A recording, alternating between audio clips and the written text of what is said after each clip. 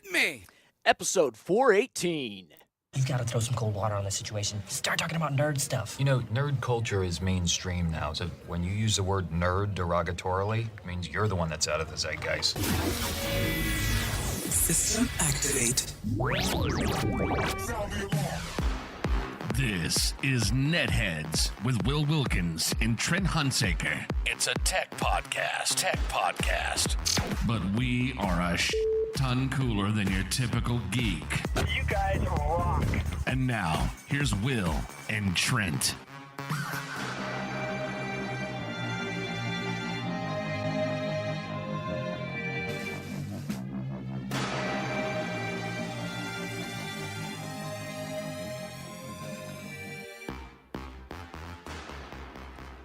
Ah, shit. Hey, everybody, welcome to another edition of NetHeads. It's not usually the way I would start it, but it's not the right one, Trent. I teased you a change, and you're not going to hear it yet. You might hear it you might hear it on the show close. You might. That was Podus Interruptus. Yeah, pretty much. But it's okay because the podcast is still going. It's just right. It wasn't. I built up hype and then didn't deliver. I fire festivaled the entire beginning of this podcast. Gosh darn it. Anyway, folks, welcome another edition of NetHeads. Of course, I'm Will. And I'm Trent. You want to take part in the program, you can. Just chat where you're at, right? That's where right. I haven't prepped you at all. Oh, your solo shot once again is really showing your Zoom, Trent. Oh God, I feel so naked. I don't know. You. Oh God, unclean. Okay, really thought I had my crap together, but you know, it's whatever. Welcome. It wouldn't be Hey, Trent, we just said we started off in the pre-show because members of our Patreon get to listen to unique opening and closing content before and after every episode, including, I might add, last week on Thursday. Technically it's Sunday. So yeah, last week, this past Thursday, did a show with Tony. Somehow 21 minutes of bonus content. 21, pretty ballsy of me to be sitting here in the office doing that kind of thing, Trent, on a weekday. Because I got a family, man. Yeah, you know what I'm saying? You got kids. I call responsibilities, expectations. Sorry, for some reason I was just channeling a small redheaded Scottish girl. I'm just glad you put your glasses back on because it is weird to see you without glasses on. Yeah, because it pretty much looks like a dildo with ears. No, I it's not what I would have said. I just would have said I don't know if I've ever really seen you without glasses on before. So it's the brief amount of time I was running around with like contact lenses on, everyone was unnerved. But I learned something, much in the same way that people can't identify Clark Kent as Superman because he's wearing the glasses, even though canonically in the films now, it's because he's wearing the hypno glasses. But before that, where we were like, there's no way. People treat me like I'm dumber if I don't have my glasses on. Really? Trent. Yes. They treat me like I am dumber, man. I don't know if I've ever. The only time I don't wear my glasses is if I've got my helmet on a motorcycle. So I don't know. Does that mean you have one of them fancy visors that come down and they're tuned to your prescription? I wish. No. I just No? I just don't wear glasses on my motorcycle, so look Trent. out. Well, it's okay. At least you're a small weapon. Right? Yeah. You're a small missile. I've got the whole lane on a motorcycle that I can screw up on. There you go. Oh, that's very reassuring. I love hearing that. Yeah. I'm glad to.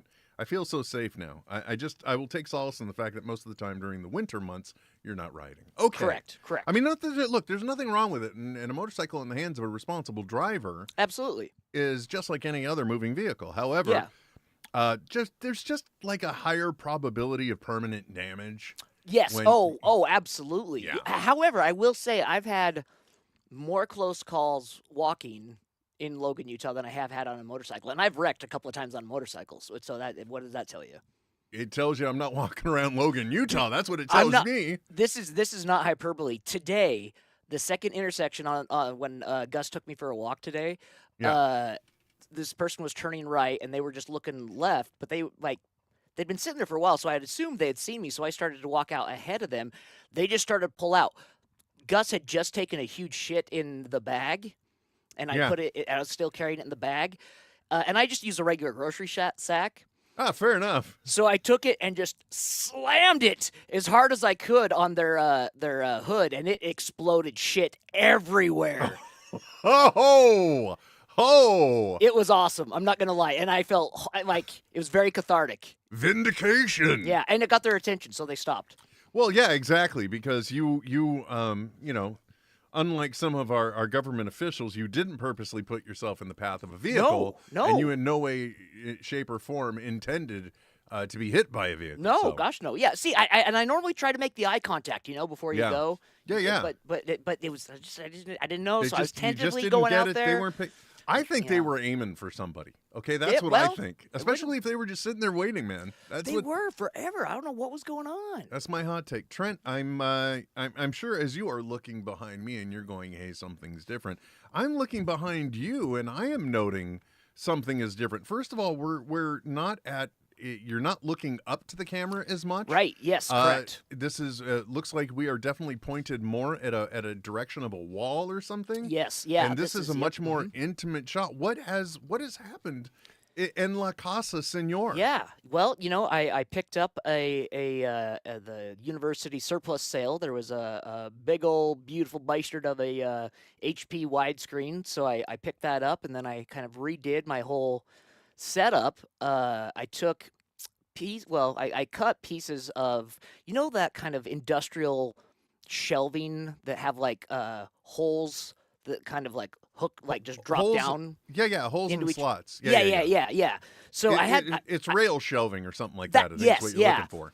So I cut chunks of that, and then I welded them into like kind of just like cubes, and then I mounted that on my wall, and then I mounted like mic stands, and then mounted the cameras to that, or not the cameras, a couple of other monitors to that, and then mounted articulating arm to one of the stands.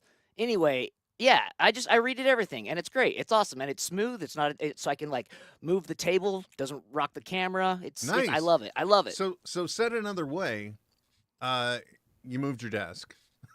No, desk stayed the same. No, it's in the same, but the camera isn't. Yeah, Camera's but, not. Yeah, but the camera's like dead on now.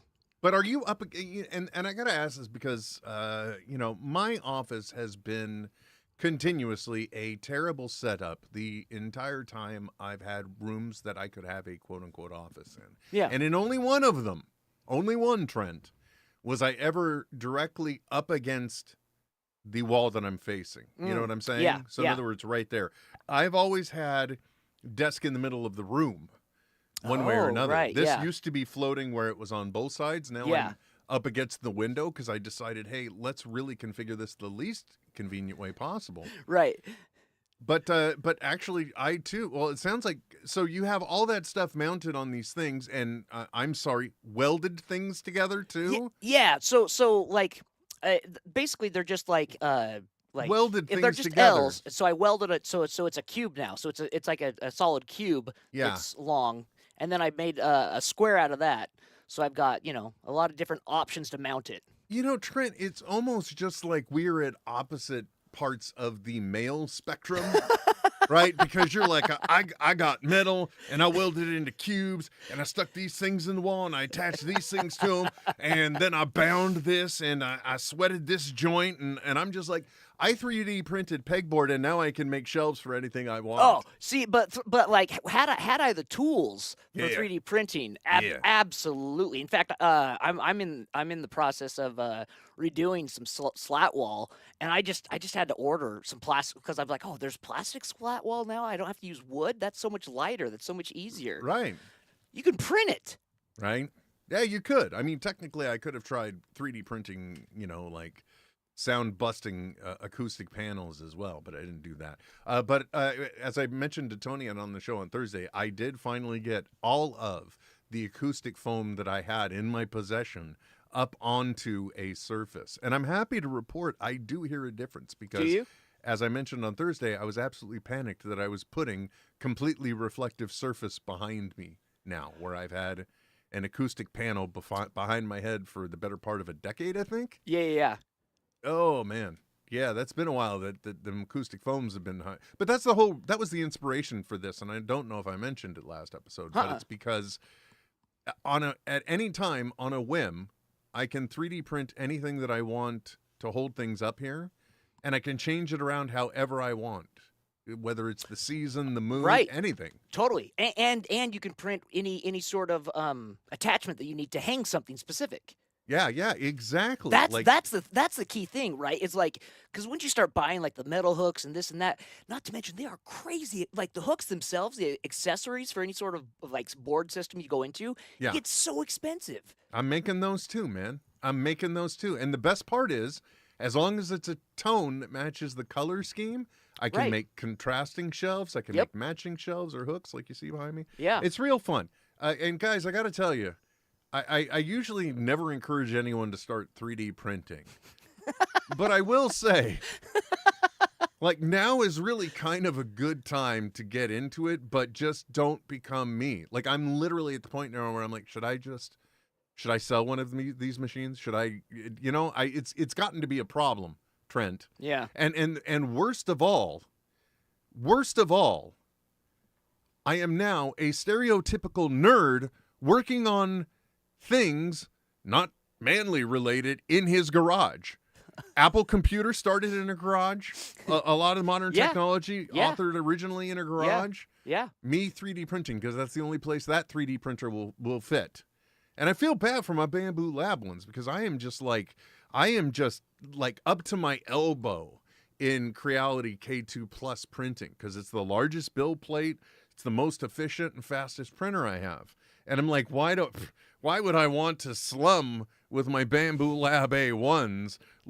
But now that I'm at the shelving stage of my project, now it's time to bring those bad boys in. Yeah. Not to mention, as I mentioned last episode or 2 episodes ago, tis the season that I need to start printing Daredevil helmets. Even worse. Oh, yeah. By the way, I got to start 3D printing Daredevil helmets in ruby red because I do practical ones. I don't do a lot of accenting, okay? Right, I'll get it to you. You do what you want. Yeah, because then people can make it their own. You can weather it the way you want to weather it. Yeah. Put a dent in it if you want. I don't know if you've seen previews because coming in March, Trent, and I want to talk about superhero TV shows coming up. Yeah. Because more to the point, I want to tap into some lore so I might know what I'm getting into because I got no idea, and you got the big comic book brain. It's all up there. I hope so. We're going to put it to the test, my friend. Yeah.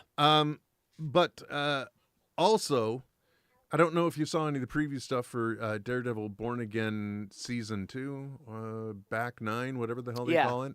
In this case, it is Daredevil.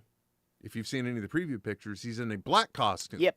Which is very clear that somehow he's like, I've just got the one costume, and in one of the most logical moves ever, painted it black to blend in with the night.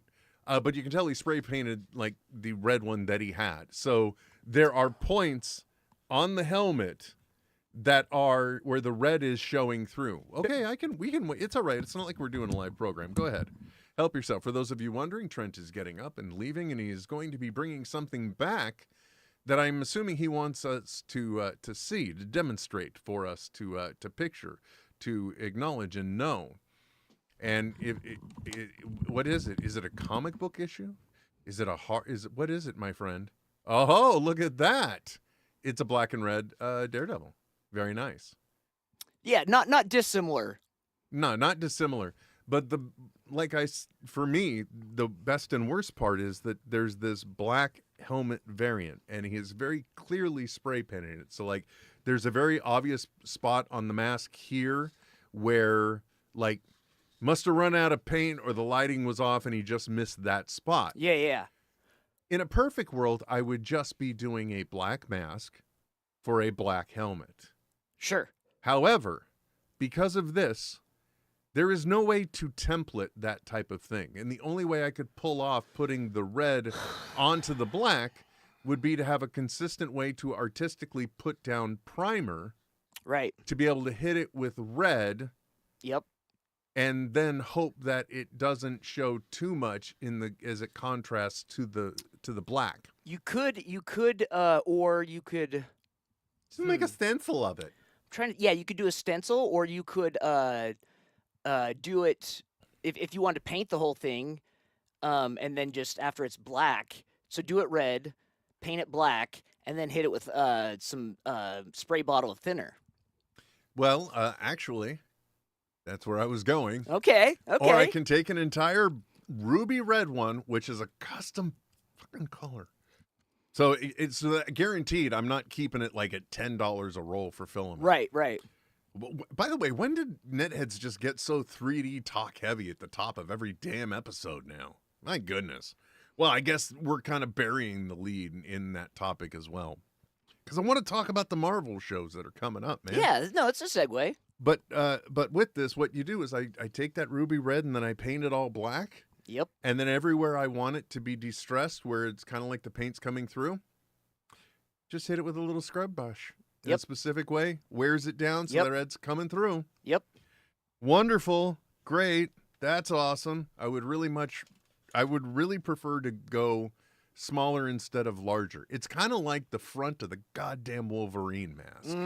Right. It is easiest and most efficient to print an entire black set of wings with the face shield on there and spray paint that yellow. But then you have to match the yellow of the rest of the helmet. Right. So it becomes more efficient, but a little more time consuming to have to paint the wings inside and out all black. Yeah. Why am I kvetching about the problems of where I'm trying to make helmets to sell them, where I'm trying to make some money? What am I whining about? So when you do paint them, though, are you going afterwards at the end with a clear coat to hold it all there? Yeah. Okay. Yeah. Whether I want to go clear matte or clear, shiny, I got them both. Yeah. And man, I tell you something. I don't know. Maybe I'd be a different person right now, artistically speaking, because I've always likened myself to a creative. Yeah. That just wasn't talented at anything. Well, and I take umbrage with that term anyway. Fair enough. But I it's not like I have excelled or did a lot of amazing things with my talents that have conveyed into an entertainment way, other than apparently I've just been leveraging my ability to talk. So hey, that is that. But it is a gift. But what I'm saying though, Trent, is maybe if in my teens and my 20s, I might have more of the artistic eye and the ability to reflect that I did had I found airbrushing at a much younger age. Because when I say I don't weather them up, it's not because I couldn't, because that is just an amazing way to paint overall. Oh, absolutely. And like back in the day, like that was like there was this very specific time where it was like airbrushing was the pinnacle of like the industrial arts. Yes. Right? Of like if there was any ad that was going to be made or anything like that, it was all airbrush. Mm-hmm. Like that was the term before it was photoshopped. Yep, exactly. It was airbrushed, right? It was airbrushed. It was like, and it's a skill that still is easily like practical and usable. Right, but much like sewing, we don't it's not exactly translating into the modern world so well. Which, by the way, I gotta say, new year, new me. I'm falling in love again with cooking and the simplicity of just being able to actually make things at an affordable price point because I'm putting in the labor. Yeah. Unlike every other project in my life, that's the one I don't screw up doing it myself. You know what I mean? Right. But it's just like shocking that for so long I have allowed myself to have such a high cost per meal tolerance. Oh, yeah. In this day and age, which is why, dude, I can't wait tomorrow morning baking some more sourdough. Nice. Oh, yeah. The giving ooze. Do you get tomorrow off? No, I don't. Oh, dang it. No. Yeah. Is that going to stop me from doing stuff tomorrow? Of course not. No, No, definitely not. Definitely not. But and sourdough is better for you. Exactly, man. Like look, folks, if you're eating bread, like regular, like white wheat bread, whatever, stop. Just stop. Mm-hmm. Like if you want to have lower glucose in your life, yep, go sourdough. Yep, homemade sourdough, not that shit you buy from stores. Right. You got to make it yourself. Get yourself a good starter. I'm at the point in my sourdough career, Trent, I literally have people asking me for my starter. They're asking me to break off a bit Hell yeah, dude. of, by the way, I finally determined the final name for my starter. My starter's name is Self because it's a self-starter. Which it is. You think about it. I give it the food. It does all the work. Yep. It works on 2 levels. So people are asking me for that. But, none of this is either here or there. I don't know why I'm talking about cooking food because I don't want to. Trent, coming up soon, in mere moments, we're going to talk about Marvel TV series. I swear we are, but I just have to take a moment to say that the 3D print that I did, I cannot wait to reveal. And as I mentioned, I did it all on my K2 my Creality K2 Plus. Okay, and on that, it has the first accessory that I either print or get for every single printer I have, and that is a SliceWorks Neo Dip build plate, because these are a nice, cool, sticky plate. You're not gonna have to worry about using glues for adhesion. You're gonna not have adhesion problems. You're gonna say, put a brim on that. Put a brim on this. I don't need to. I've got myself a Neo Dip sticky build plate from the great folks at SliceWorks. Link in bio or go to thatwillwilkins.com. Click the SliceWorks link. Use the offer code thatwillwilkins at checkout. You get 5% off your purchase, whether you're getting filament, whether you're getting a build plate, whether you are getting yourself the Ultimate Pro Slice Box subscription where you get 2 unique filaments and 1 bonus item, which, by the way, I have been bonus iteming the hell out of my life, Trent. Practical and useful. I had to finally change the nozzle on the K2 Plus. Oh. And one of the first gifts I got in my SliceWorks box was the Everything Everywhere All at Once nozzle removal tool. And it works amazingly. So it's an amazing service. They got amazing products. Again, thatwillwilkins.com. Click the SliceWorks link. That Will Wilkins at checkout, 5% off your purchase. Love the guys at SliceWorks. So if you're hearing the sound of my voice and you 3D print, check out their stuff. Plain and simple. Okay. So Trent, we got some Marvel business happening in the near future. I already alluded to March. March, we are, getting Daredevil Born Again. Okay. Which I'm looking forward to, especially because, it will be us finally experiencing a Daredevil season that is the story that it was intended to be, more than likely from start to finish. Because they're like, okay, we got to get to this point to use the footage we have. Right. And now we can start telling the backside of this story that they set up in the first season. So I'm really looking forward to that. But you know what? Let Matt Murdock. Ain't got time for him. Because January 27th, not exactly thrilled they're dropping them all at once, but they've been supporting this show, and I'll tell you how in a second. Again, sorry, it's a reiterative of last episode. It was 3 days ago, sorry. But my main man, Trent, here needs to know about it. Trent, January 27th, Wonder Man drops. So now, first of all, as the uninitiated, and by the way, why didn't you tell me it was a Pew Pew shirt day? I would have. Oh, sorry. We could have matched. Instead, I'm wearing the Perfect Jean Company shirt, which, by the way, if you ever see ads for these shirts, that somehow it's a slimming shirt for something, not like a shapewear, but just like in appearance, it's slimming. Yeah. Let me tell you how it is. What's the main problem? Your standard shirt is box cut, right? Box cut. Yep. And then what happens if you're a man that has a little more around the waist? The front of that lifts up, right? Yep. Instead, you look at that straight line around the front, it's got a U shape that dips down. So it creates an optical illusion. That's why even I'm going, damn, these choices have been working out. Yep. I like what I'm seeing. Yeah. Oh, wait, I'm wearing that shirt. Which softball shirts have always had in the front and the back. Just that little dip. Exactly. Yeah. Which is why they're like outside of the man moo moo. By the way, I just got to tell you. Yeah. It's not an ad, but I liked it so much. I've been trying to find the ad agency that represents them. Because for Christmas, my wife got me a gift. Wonder Man in a minute, I swear to God. Yeah, we'll get there. Okay? This thing has become my whole identity now. All right? It's a second part of me. It's called a dude robe. And very long story short, imagine a hooded trench coat that is lined with the word eludes me now, terry cloth on the inside, soft terry cloth on the inside. It's like a boxer's robe. Exactly. Oh yes, That's totally what it is. But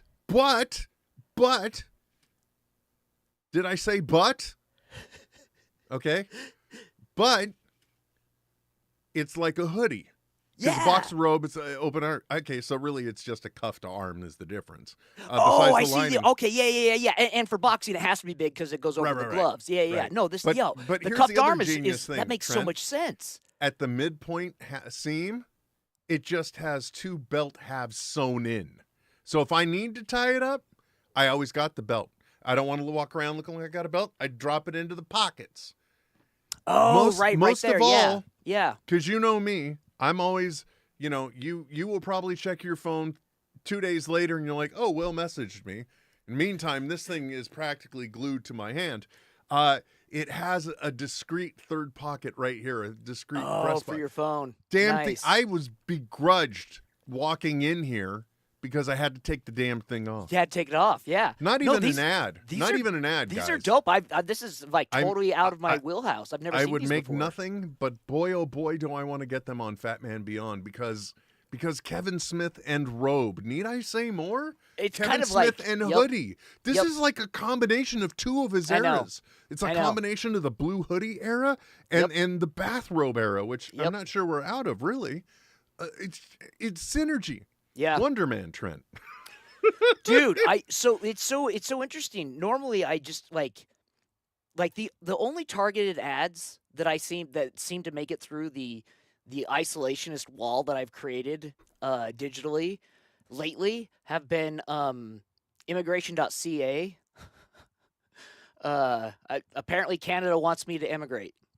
Don't know why, but just that's find the only some Canadian in your past. That's all you got, man. I don't know. I just been getting a lot of ads, except this.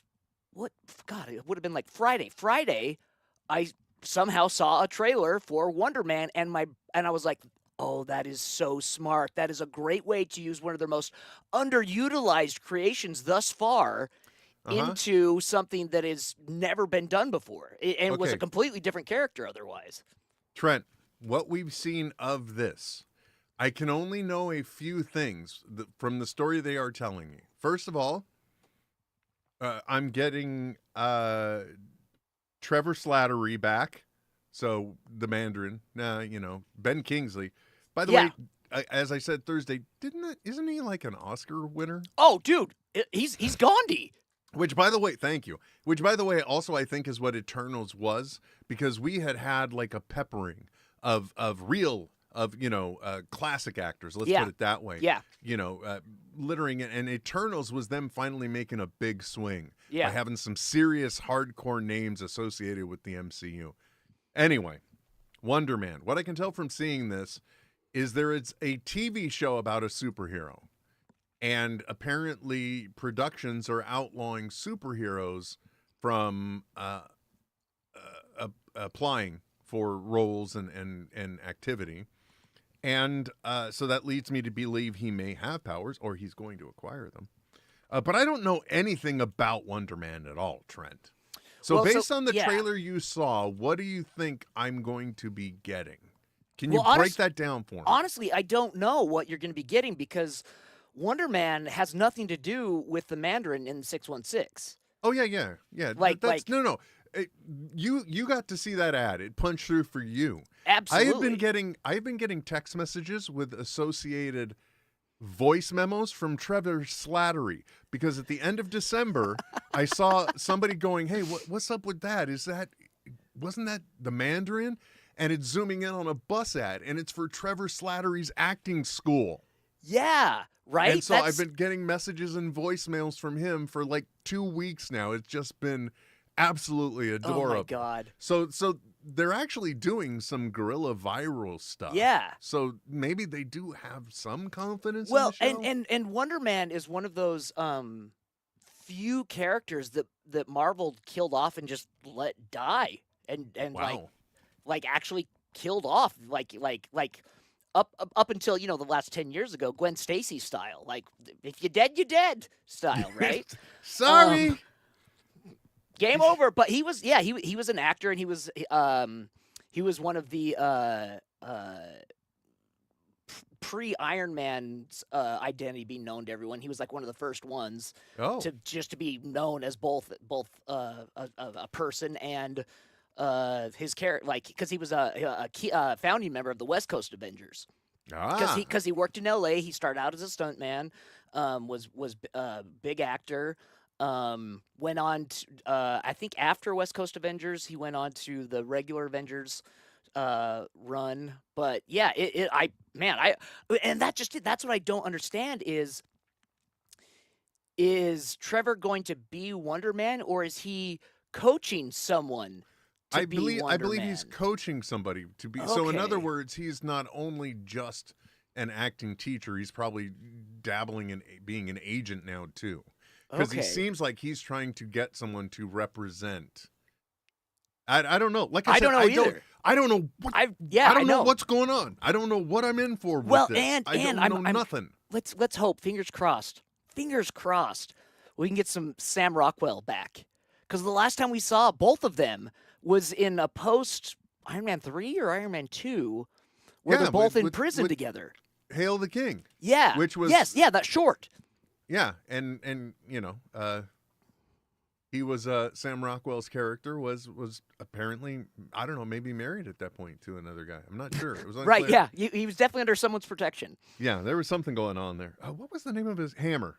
Yeah. Hammer, and which I thought, I'm so confused about the MCU because honestly speaking, Trent, and I'm sorry to hear that we don't really get to hear more about Wonder Man. But I'm glad to hear you're just as lost as me, even though you're familiar with the lore.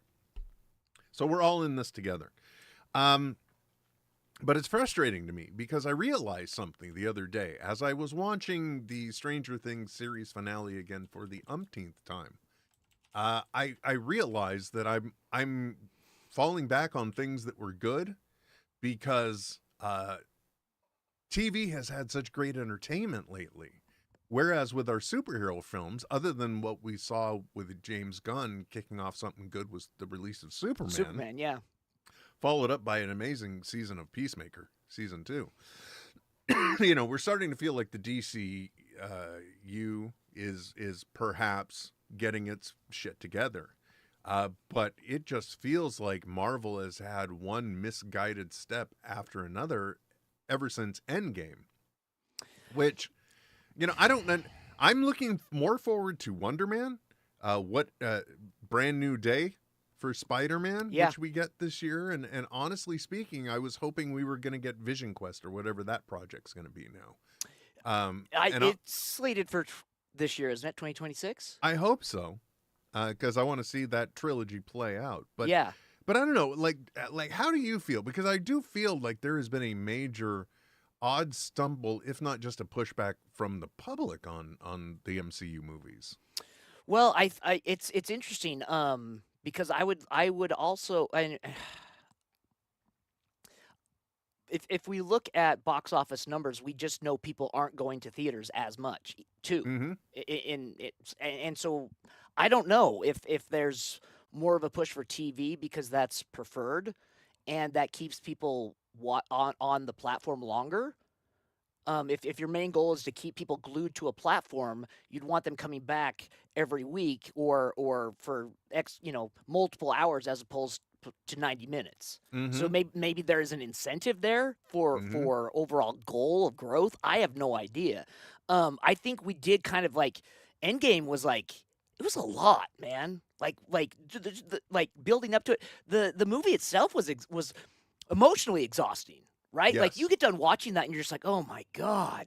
Well, and, like, it's hard to come back from that. It kicks you right in the stones in the Totally. very beginning. Because, like, yep. You think half of everybody, so maybe Hawkeye's at least going to maybe have his wife and one kid. But no, sorry, the dice didn't roll that way. Yeah, You know? and you should have lived in a more populated area. Would have increased your odds. or someone who we think is untouchable, being Loki, right? Like right Yeah. off the bat, like opening scene, I think almost like Yeah, well, and I think that was the intention in Infinity War was they were establishing that the stakes are very real. Totally. Here. Yeah. As half of what was left of Asgard now is dead. It's Yeah. just like, then the Asgardians. I don't even know how Thor gets up in the morning, dude. Because I would have been Endgame Thor still. Oh even yeah, now. absolutely. Yeah, the dude. Exactly. I don't know, man. And now we've got I don't know. Have the vignettes gotten through to you? Mm-mm. All of them. So we were calling them teaser trailers. The Russo brothers said, well, they're not even really that. They're telling a story leading up to Avengers Doomsday, and even on YouTube, the Marvel channel has just a continuously running countdown to the release of Avengers Doomsday. So I haven't clicked on it yet. I haven't listened to it. Do we really need this? I don't know. I think they're establishing too much hype though, because it's like you see country farm, or you see a more country road, guy riding in on a Harley. He walks in to the house, puts his Captain America costume away. Apparently the next shot he's holding the baby, and Steve Rogers will return in Avengers Doomsday. Oh. The most recent one to drop, I can't remember who the second one was anymore. See, that's how impactful these are. Yeah. Really. But the third one was basically Wakanda meeting the Fantastic Four. Oh, it was the really? X-Men. It was old Xavier and old Magneto, and then it cuts to James Marsden in a comic accurate Cyclops costume. On his as we've seen on the cover of, I don't remember what episode, he's just like on his knees, fists out to the side and no visor. You know exactly what I'm talking about. I know the exact. Yeah, it's one of Jim. The executive director for DC now. Jim Lee. Jim Lee's books. One of his covers. Man, oh man. So they've got a lot riding on this, and I understand it. And they brought the Russos back and the gimmick with Downey being back, but I don't know. My whole thing is I'm literally sadly at the point where I think I need my faith. I still need my faith restored. I think Fantastic Four was an excellent step. Fantastic step, but a again, fantastic first step. Sorry, I had to. But again, I think I think it worked so well because it was all on its own. Anyone could watch that and enjoy it with no weight of anything else in the past. And that's the same kind of fatigue that happens in everyday comic book readers too, right? Having to know all the history to continue on, or to understand the impacts of things that happen. I'm starting to think maybe, Trent, I need to be on less of the internet, because I just now realized my whole perception, I think, is just a reflection of the netitude running out of there, or the internetitude. Yeah. Because when I think about it, what was it? Far From Home happened.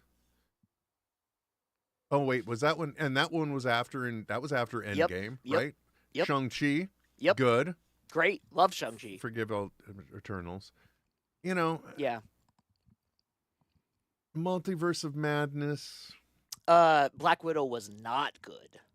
I disagree, but that's a matter of preference. I thought Black Widow was well done. It was just a movie that needed to happen in that gap, and I think that would have been a bit better. At which point then it would have been a serious, if you think about teasing audiences, right? If you're in that space between Infinity War and Endgame, right? And then you drop the story of that you got in Black Widow, it comes out of it again, Infinity War, Endgame, and it comes out of it with that teaser at the end where DeFontaine is with what's her name? But the whole point is, and they're at Natasha's gravestone. Right. So that would have been a real, people were like, well, how the hell does this happen? I think that would have been a better, that would have aided build up, but I don't think Endgame needed it. But I still enjoyed Black Widow. I was okay with that. Again, it was just a movie that was out of place. Similarly, like suffering from the problems, but that I enjoyed. Well, I mean, the third Ant-Man movie, I still don't know what that was. Right? Which is disappointing because the Ant-Man movies themselves previously were so not a part of the hype and their own like street level thing. Yeah. Oh, absolutely. And it's interesting because for Marvel Universe or Marvel Comics lore, Ant-Man was so integral in the beginning of it that they were able to do so much without Ant-Man at all. I mean, I just realized I did actually like a lot of these things because then if I think about it, like the only other thing that really disappointed me was Captain America: Brave New Confusing storyline. Yes. Other than that, I think I enjoyed everything else that has been out. So I don't know why I'm being so shitty about it. Other than the fact that I think now they're swinging for the fences, and I've been the guy that's just saying, you know what, I'm just going to come in with no expectations, and now they're trying to give me expectations. I don't like. Yeah. I don't know. Like I feel like they're playing to their strengths though in certain types of stories. In that you couldn't tell just the absolute weirdness that was the Loki series in a movie. No, that's true. Do you know what I mean? Like that you couldn't you couldn't get into that sort of whimsy and like just oddness. Well, and I think after what happened with the Marvels, which I think if they just called it Captain Marvel 2, probably been far less of a problem. Yep. But I think that obviously will have initiated an incredible reset on the expectations of the presence of the Marvel universe within the television environment. Yes. Yeah. Because it's just one of those things where it was nice. And you know what? You started it with WandaVision. Go ahead and end it with WandaVision. And then just focus on maybe putting out a special once a year or something. I don't know. Yeah. We'll see. But one that we haven't talked about, and it's kind of like the successor to a TV series that like I freaking loved and like held people hostage to watch at least a couple of episodes with. So coming off of the What If series, the animated series. Oh, God, I forgot about that. Is going to be, so it's the same people that are going to do the Marvel Zombies series. Right, which we got a first season of already. Right, yeah. So they're going to be doing they're coming back with it. And like, I can't even explain the zeitgeist of what Marvel Zombies was comic book wise, because it dominated. It just consumed everything. Like everyone. It was correct insane. me if I'm not wrong. It was first just a one shot. Yeah. And then they're like, "Oh, something's here," like, and to the messed up story point where Reed Richards just like takes a look at things. He's like, "Now it's inevitable, guys. So we may just as well join the party." Yep. You know what I mean? It's just like, oh, yeah, man. But yeah, it became everything. So they've delivered pretty well, I think. Oh, absolutely. In the TV versions of it, I was a little disappointed by the ambiguity in the ending that we got, but for that first like full season of Marvel Zombies. But I mean, I'm eager for something else. So yeah, they can continue that. Look, Trent, we could be pedantic nerds as much as we want, but we've been at this a little bit, and we have buried the lead. Because I don't know if you've noticed, Trent, when the episode started, it looks like something questionable happened, and we now have what I think is one of the most interesting and best.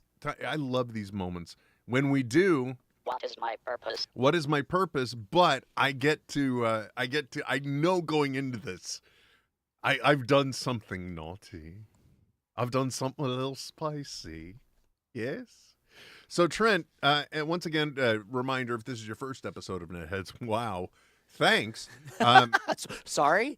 I don't know. Why? But thank you. What we have is a segment because, as previously mentioned on the show, I am an avid, if not obsessive, if not what the hell are you doing with your life type of 3D printing person.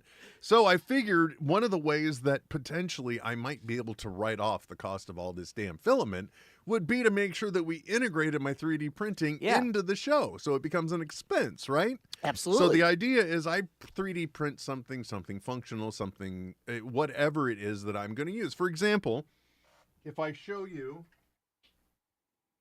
this is something I 3D printed, and Trent identified it instantly. It's a hat jack. It's a hat stretcher. Yes, I didn't know it was called a hat jack. I'm not comfortable with that. Please save these kind of things so that I'm aware of them before the show. Yep. Which, by the way, really works. Amazing. I have had a Banky from Chasing Amy hat, the original run of the hats, that has never fit my head. But because I got the band wet and I used this, it finally fit around my melon. Yep. My Disneyland Indiana Jones hat, same thing. Yeah. And it now fits comfortably. Doesn't ride up high right here. Goes all the way to touching the ears if I want it. Trent, here we go. Once again, so I'm going to present the 3D print to Trent. Trent's going to get as good of a view as he can of it. I'm going to have to actually first make myself full screen, I think, to give him the best opportunity to see it. And then after you examine it, maybe ask a question or two, maybe. Then you have to tell us, when it comes to this item, what is my purpose? What is its purpose, Trent? So here we go. Me on the widescreen. Hi, everybody. Look at all the beautiful pegboard behind me. It's so nice. I figured out, by the way, that's like I saved with the overall space. I get more space for at least anywhere between, depending on the cost of the filament, between $6 to $8 per panel. So it's like I'm printing money, Trent. But that's neither here nor there. Here we go. In one of the most interesting, in one of the most curious, in one of the do I really need to blur this out type of thing, this is what I 3D printed this week. And I will say it's recurrent on a theme that has happened before. So I will give it that caveat. But I'm going to, well, for lack of a better term, I'm going to cup part of it. Because I don't want to, if you see it, I think it will give it away. But here it is, Trent. Let me move it over here so you can see a little contrast. What's going on here? Yes, I know it's now let's go to the 2-shot because I'm really getting uncomfortable here. And now I got to bring it over here on now. Oh, great. Now where do I have to hold it? Lovely. Don't stretch this out, please. Wait a minute. Phrasing. Don't make this any longer than. Damn it. Look, Trent. Can you make this happen faster? I mean, And for those of you that are listening to this and aren't willing to spend time on the video, I'm holding up a very long black cylindrical shape. Yeah. I mean, as someone once told me, Trent, anything can be a dildo if you're willing. But this is not that. Okay. So we got that. Okay. We got the obvious out of the way. I have not foolishly made weird admissions to the public on my podcast. No. Okay. Well, in that case, is it a short self-defense wand? No, it's not. And no. Tony just said it's on the tip of my tongue. He's so saucy. No, it's not. And I will say I'm holding it upside down. I was gonna say, do I get to see the top then? If I show you the top, it's pretty much gonna. Will you top me with it? You want me to show you the true tip? Can you top it? If I do this, you're gonna know what it is. But that's okay because I've often said sometimes with these, it's good just to do a layup. Oh, I know. All and right. You're like, wait, Will, haven't we traveled this road before? We have. Yeah. However, Trent, I don't know if you know this, but I'm a man that's not easily satisfied. Right. And there has just been something I've been missing. Now, I won't go into the ones that have not worked out. I'll just go into the ones that have worked out. Now, the reason why I do these... Wait, hold on. If you're listening... Yeah. It's a microphone. It's a microphone, guys. It's a microphone.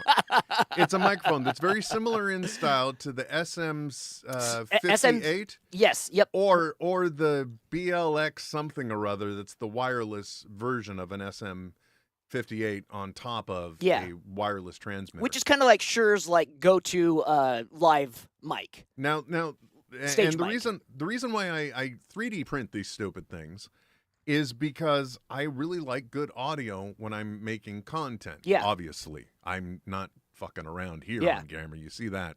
And so like I use the Rode Wireless Go mic. Yep. And, I'm not going to talk into a little tiny fucking square. Oh gosh, that drives me insane. No, so I'm either going to clip it on something or I'm going to hold it like a goddamn microphone. Yep, like a professional. Yeah, and to date, Trent, this was the best option that I had. And you'll remember, I guess much like other things going on where you say, oh, hey, that's really neat. I like that. I'm going to take it. So much like, as I've learned from my countrymen, Trent, this was an actual modification. It was the handle I wanted. However, the top didn't have that custom molded piece that holds the microphone just so right. Yeah.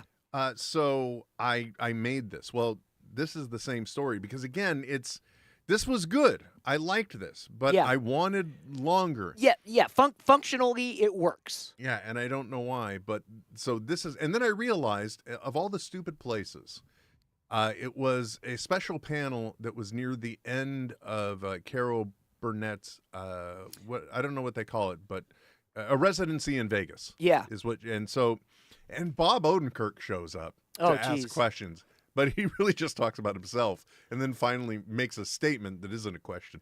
But anyway, but then I suddenly saw this shape and I'm like, that's what I want. Yep. It makes sense. That's what I want. Yep. And so I went and I searched all the files and I found something that was almost perfect. And by that, I mean that it was a good design, Trent. Mm-hmm. It was good, but I knew it could be slightly better because I found this handle, but there was nothing to connect it to. You would use it, and then I don't know what else. This part of the model I found. Okay. Basically, this part right here. You see this part? The shaft? Yes, this the shaft? Part. From here, from the here, base to the not quite the tip, but not the head of the mic. Right, from here to actually a little bit of the right there. You want to get the bottom, just acknowledge it. Okay, that was this piece. Now then there was another one that was the shape of the SM58B. Yes, I believe the standard microphone you've seen comics holding for years. It is the stage mic, and it is a genius design because it 3D prints a cage for the microphone foam cover to go on. Yep.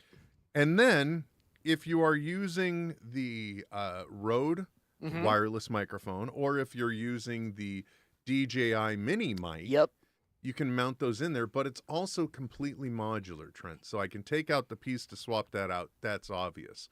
But you want it to be secure, right? Not loose and shaky. Oh, absolutely. This funnel shape right here comes right off. Oh. And let's say I had more than one wireless mic, like I do with my Rhodes, and I was just going to have them in a handle. I could do a different color one for each mic. Oh, that's nice. So you know which is which. Yep. Right? Yep. But let's say also, I want people to go, wow, you know what? And again, we're going into a different design, but this one for the SM58B replica had this, but the handle that I liked didn't.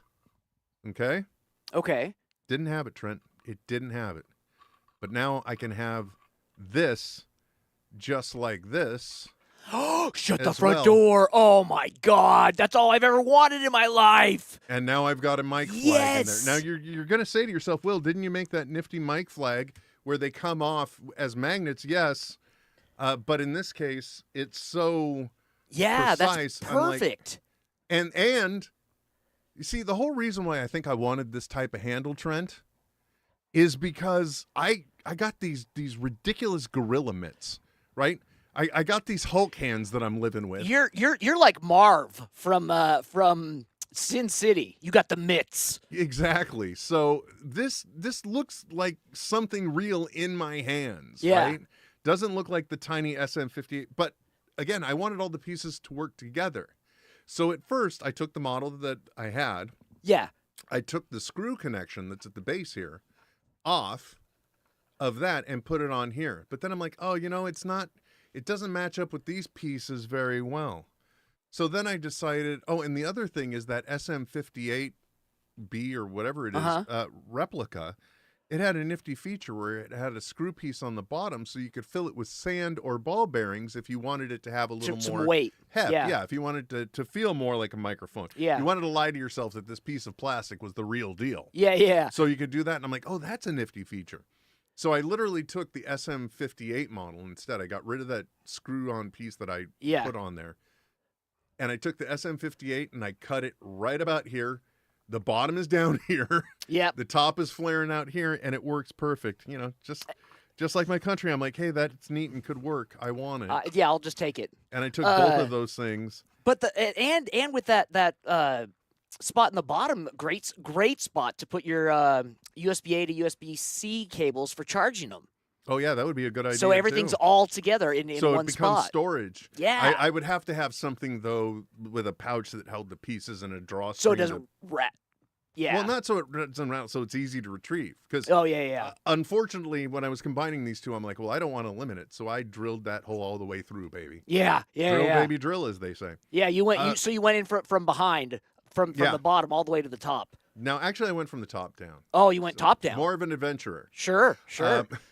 And I will say too, Trent, that I did try to print this mic flag with the and by the way, if you guys haven't noticed this before, that is it's that Will Wilkins is what I've been known, like my nom de plume on social media.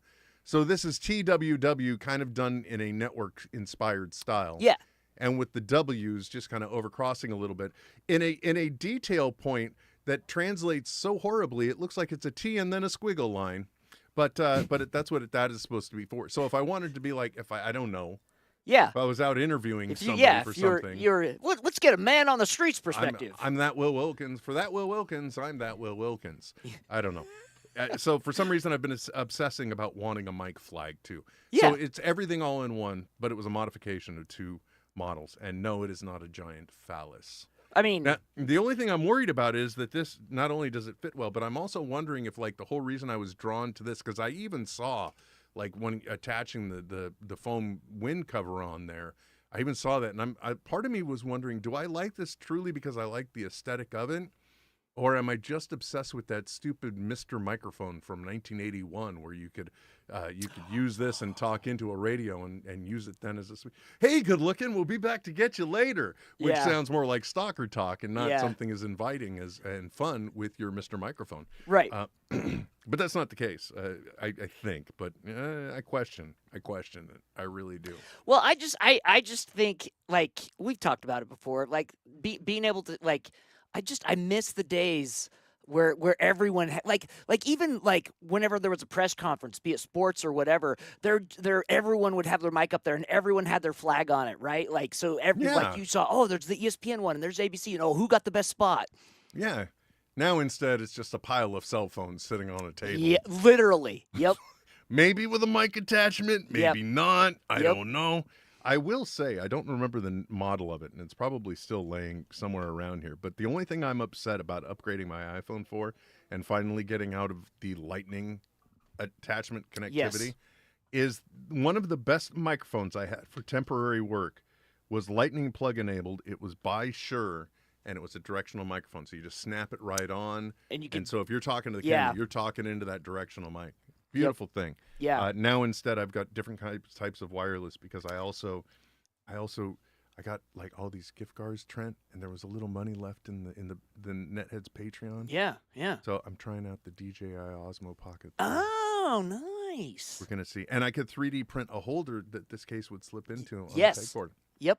And that's what it's gonna be. All my materials are gonna be over here by the robots. As far as if you're looking for a USB-C alternative to that Rhodes one, the Shure MK2, not Shure, Sennheiser MK2 is so nice. I love it. Hey. I love it. No, right now I'm busy shoving tiny wireless mics in my face. Yeah, no, it's fine. As long as you're not like holding. Oh God, it like that, and then the jump cut to finish just know what you're gonna say and say it.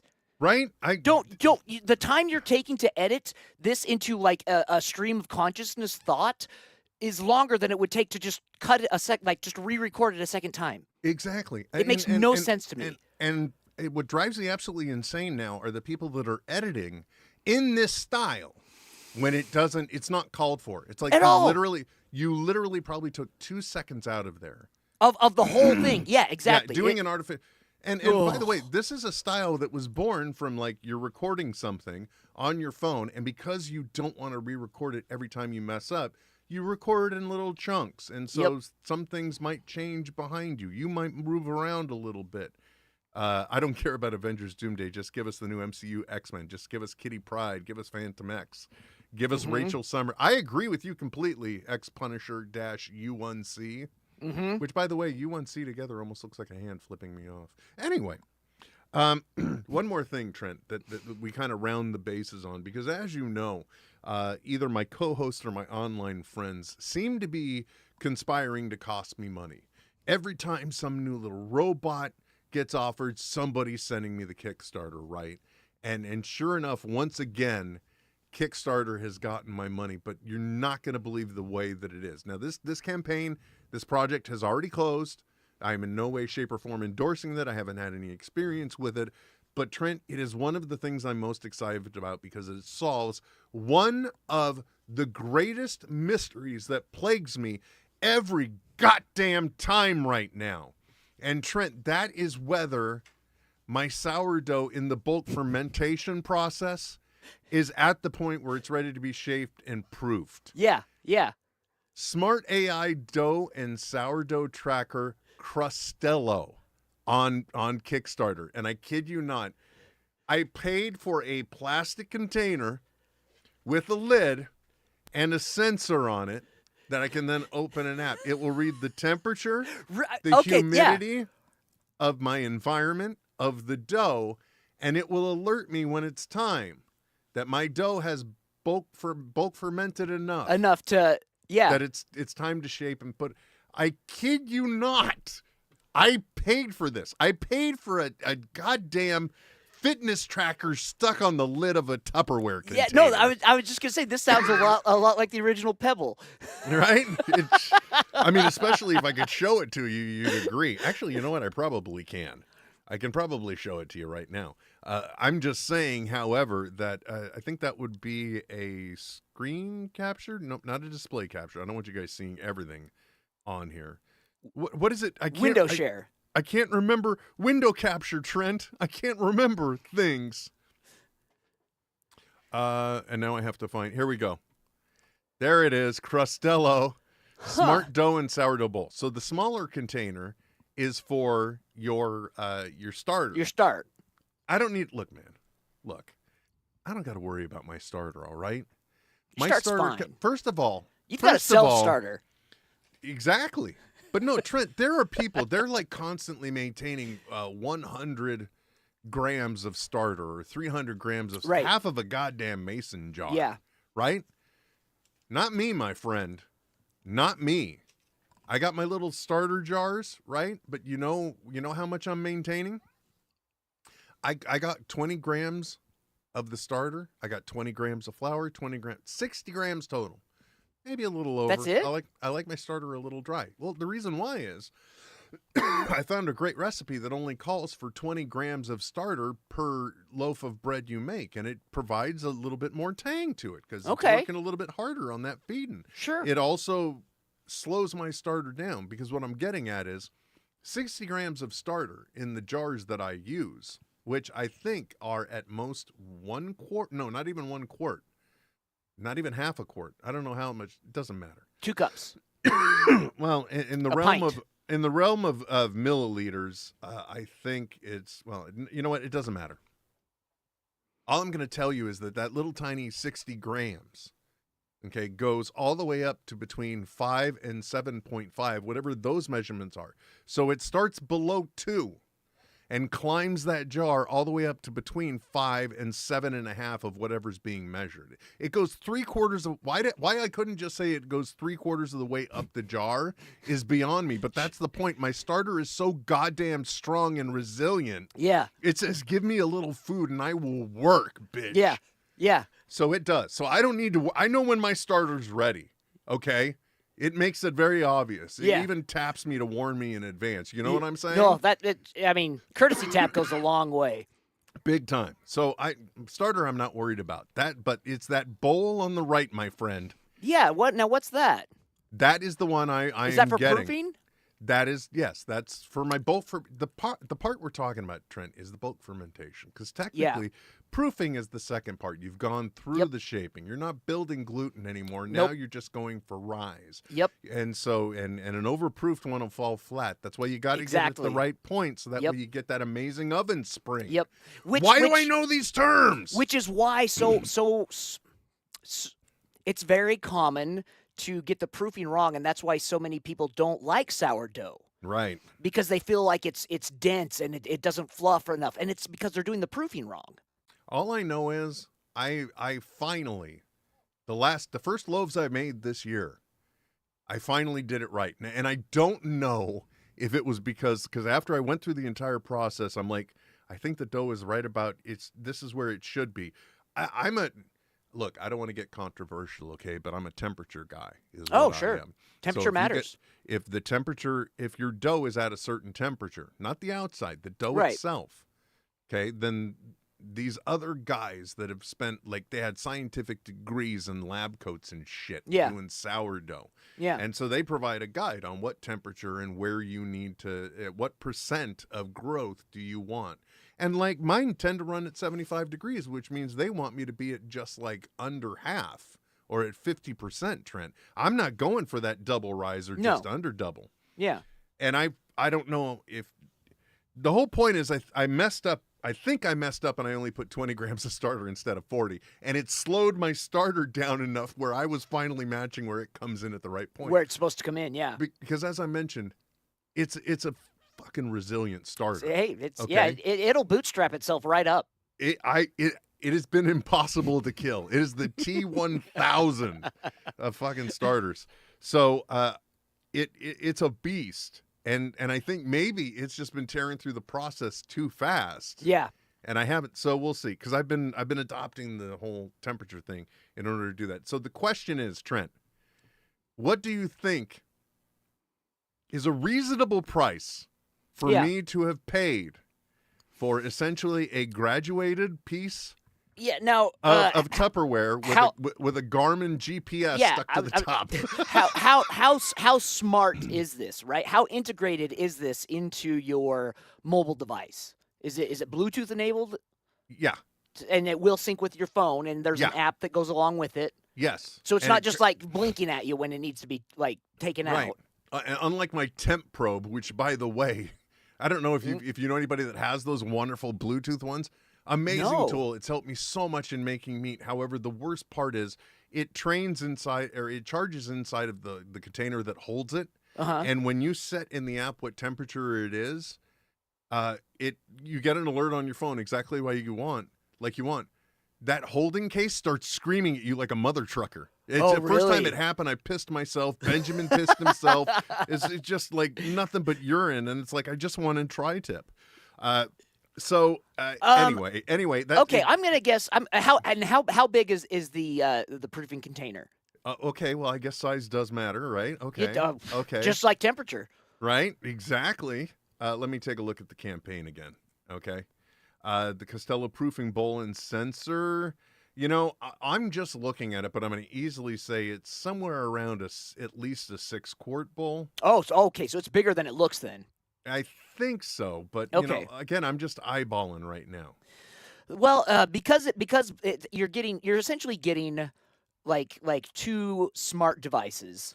Yes. I'm going to say $250. Okay, you know, talking to you makes me feel a lot better about my choices in life, Trent, because I was able to somehow I got into the late pledge level, and I paid $149, and with shipping from overseas, it's going to be like $189. So I'm coming in under. Yeah, you're making me feel good, buddy. No, I like, and that's why I want to know how integrated it was, like smart wise. Now, if it was just a temperature like ring or whatever, like, you know, $30, right? Look, but if there. if you measure the temperature of your dough, the bowl, and the room. Yeah, no, that actually sounds like a good price. And I'm just thinking from like a production side too, right? Like making it, I don't think you could make it for much cheaper than that. No, and Probably not. I don't know, man. Look, I'm not into manufacturing, okay? Neither am I. Yeah. I mean, the only fabrication I have are all these damn 3D printers. And I'm not smart enough to make this stuff. All I know is if it delivers on what it says, it's worth every penny. Because there's only two things I have a problem with when I make sourdough, Trent. Well, three if I'm feeling a little frisky, but let's ignore that. Okay. There are two. The first is aligning my starter being at peak at a convenient time. So I'm not shaping dough at 1 a.m. Yep. Or in the middle of a work call or something like when you're. So that's my number one problem. Not a big one to have. I just need to But find the right time and the right amount to feed it the night before so I can get this process started in the morning. Totally. The second thing is, what is the dough ready? Is it ready for shaping? Right. So that takes one away. Yeah. And the other one, much like other things in my life, I just need to get the timing right. Yeah. Right. So. Yeah. Okay, I feel good. Thank you, man. No, absolutely. And that's not just me as I like to say, if I was a supervillain, I would be the enabler. But like I really do. I think that's a totally a reasonable price for two smart devices. I appreciate that. You're making me feel better because I know I have a problem. I acknowledge it. Right. I probably won't do anything about it. Sure. Oh, by the way, I was going to tell you with the mic flag thing. Mm-hmm. I tried to 3D print it out where it was just doing a color change and printing this sideways. Yeah. But it would have produced more waste than it was to print the piece. So I kid you not, I took the logo piece, which I had to make myself anyway, and I basically created a 6-layer version of it so it just prints flat. So it's minimal changes, minimal height. Glue it on. Slap it on. It gives it a little bit of a physical presence. But then the only problem is I got to eyeball where, now technically to get it level, Technically speaking, you could have used the piece, made a copy of it, and used it as a modifier to cut out just that space for me to sit in. Yeah. By the way, all of this fiddle fucking I've been doing with the 3D models, all of these combines and joins and cuts and everything. Yeah. I've just done this in the slicer software. Not even really? the CAD software. Yeah, that's how advanced slicing software has gotten. So that's very handy. If you want to know the two models that I built this from, I don't know. Good luck looking, man. No, I'll post them in the description eventually. Yeah. But hey, man, thanks for joining me on a Sunday night. I'm really disappointed. I unfortunately I lost a few minutes at the opening because I really wanted, me when it comes to digital files, I'm a freaking pack rat, right? Yeah, data hoarder, man. And I'm like, it's Sunday night. I should find and play The Oath. Oh wow! Do you remember The Oath? Yeah, it's based on the Green Lantern Oath. Exactly, and I'm just seeing if I have it. Maybe I don't. Maybe I lied. Maybe I'm dumb. Yeah, a solid 16 years ago. I mean, it's been a while, buddy. It's been a while. I guarantee you I can still find it. 2012, 11. Yeah. Look, everybody, no, I'll save this for after so we can talk about it. We got to wrap this up. It's late. Everybody, thank you so much for joining us. Thank you for taking the time to listen to supporting us. Don't forget, shout out to Brian Pohl, our Patreon supporter of the week. Brian. Because as we mentioned, our Patreon people get many things. Lots of disappointment, but they also get bonus content at the beginning and end, which is another reason why we got to get the hell out of here because Trent's got shit to do, and I've got to somehow get a couple extra minutes out of him. But it'll be great because I can have you instead react to something, which I think would be fun because I guarantee your ass haven't seen it. All right? All right. I did an alternative opening for the show last week. Oh. Or not last week, not the Thursday one, but the one on January 1st, because I was fresh off that Stranger Things finale. Episode, yeah. Oh, and I also never got to ask you the question if you did watch Pluribus yet. Not yet. I'm glad I didn't rely on that as a topic then. Wonderful. Yep. You know what? If the algorithm brought you here because you're looking for fun Pluribus talk, sorry. Again, disappointment. It's how we roll. Until next time, though, however, my name is Will. And my name is Trent. And we will be back soon. This is NetHeads with Will Wilkins and Trent Hunsaker. Signing off. Resume normal functions in 3, 2, 1. Goodbye. I don't know why it's not playing the rest of the stuff. Where's the boom boom ba dum bum bum? I forgot I added that. Anyway, this has been a Smodco production. Smodco Internet Radio. Only it's Smod. Nope, that's old. That's not it either. Smod. Smod. No, it's Smodco. This has been a Smodco production using our mouths on you since 2007. Great. I'm glad I could give you guys that replay. Wonderful. But sorry about that. But you saw the surprise. Now, what doesn't match up? The whole stinger is me explaining this very quickly to Trent because I still need my bonus content out of him. I need to work it a little more. Can you pinch and hold it so it doesn't happen? Yeah. Look. Yeah. What doesn't make sense is the intro that didn't play, which technically I can play for you now, and then hopefully I can just cut it short. So the reason why those are wrong is because I forgot I combined the Smodco Internet Radio wrap-up or Smodco production wrap-up on there. Okay. But for this, the intro should have been this. So it'll make more sense. So with that, resume normal function in 3, 2, 1, here is the clue for where that comes from. Because obviously we just love putting TV show quotes into things. Here we go. And I'm going to try and skip ahead so we don't have to listen to the whole goddamn thing. He's got to throw some cold water. This is Will and Trent podcast, but we uncooler. Might be somewhere in here.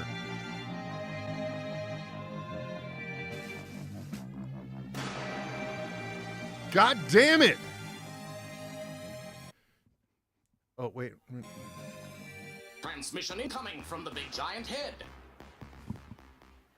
Exactly. French Stewart, Third Rock from the Sun. I'm like, why has this not been part of my intro since day one? That actually, and that seems like a no-brainer, right? I see. What, did you do that on purpose? Did you? I think you did. I do. Except I don't know the right button to press again. God damn it. We're going to do this. To do this.